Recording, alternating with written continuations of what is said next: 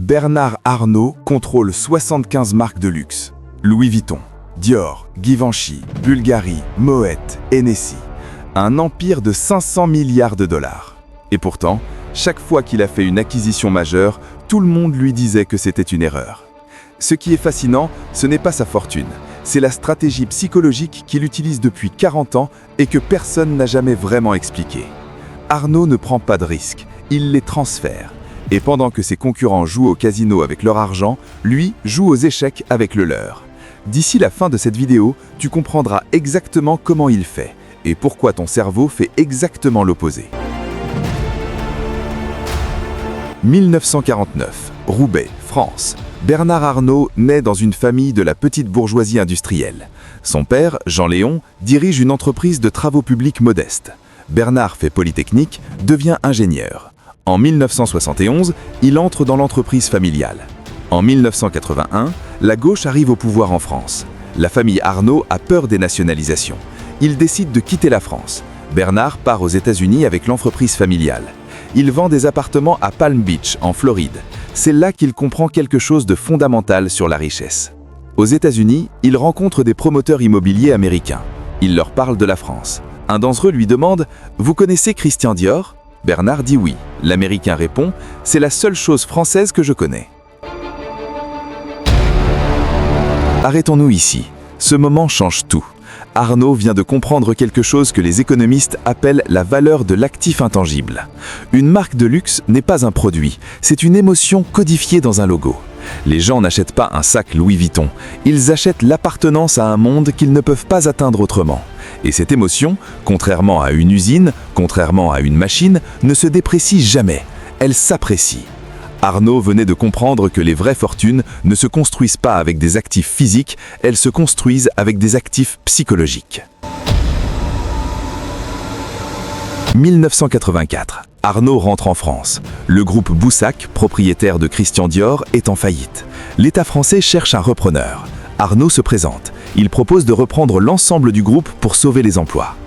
Il emprunte 15 millions de dollars. L'État lui vend Boussac pour 1 franc symbolique, à condition qu'il maintienne les emplois. Arnault signe, puis fait quelque chose que personne n'avait anticipé.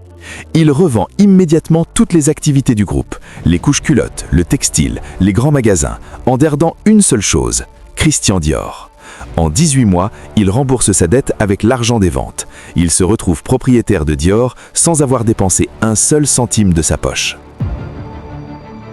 Cette technique s'appelle le levier d'acquisition. Arnault n'a pas acheté Dior avec son argent, il a acheté Boussac avec l'argent de l'État, puis vendu les parties non désirées pour rembourser la dette. C'est ce que les financiers appellent un LBO, Leveraged Buyout. Mais le génie d'Arnault n'est pas technique, il est psychologique.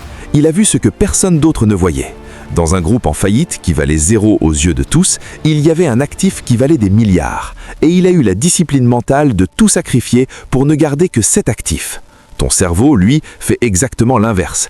Il garde tout par peur de perdre quelque chose. C'est ce que les psychologues appellent l'aversion aux pertes. Et c'est exactement ce qui t'empêche de t'enrichir. 1987. Arnault a Dior, mais il veut plus. Il apprend que Henri Racamier, le patron de Louis Vuitton, est en conflit avec Alain Chevalier, le patron de Moet Hennessy. Les deux groupes viennent de fusionner pour former LVMH, mais les deux fondateurs se détestent. Arnault s'approche discrètement de Racamier. Il propose de l'aider. Il achète 24% de LVMH, puis 37%, puis en 1989, il détient la majorité. Racamier pensait que Arnault était son allié. Arnault avait simplement utilisé le conflit interne comme porte d'entrée. La presse française le surnomme « le loup en costume de cachemire ».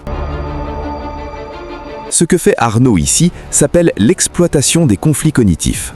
Quand deux personnes sont en conflit, leur cerveau est focalisé sur l'ennemi visible. Elles ne voient pas la menace qui arrive par le côté.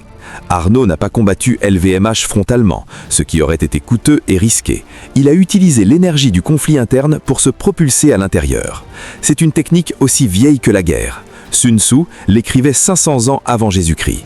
La meilleure victoire est celle où tu n'as pas eu à combattre. Arnault ne prend jamais de risques frontaux. Il attend que ses adversaires s'affaiblissent mutuellement, puis il entre. Depuis 1989, Arnault rachète une marque de luxe après l'autre. Céline, Givenchy, Kenzo, Bulgari, Tiffany. Sa méthode est toujours la même. Il attend que la marque soit en difficulté ou mal valorisée, il achète à bas prix, il impose un directeur artistique de génie, il ne change pas l'ADN de la marque, il l'amplifie. En 2021, il rachète Tiffany pour 15,8 milliards de dollars, la plus grande acquisition de l'histoire du luxe.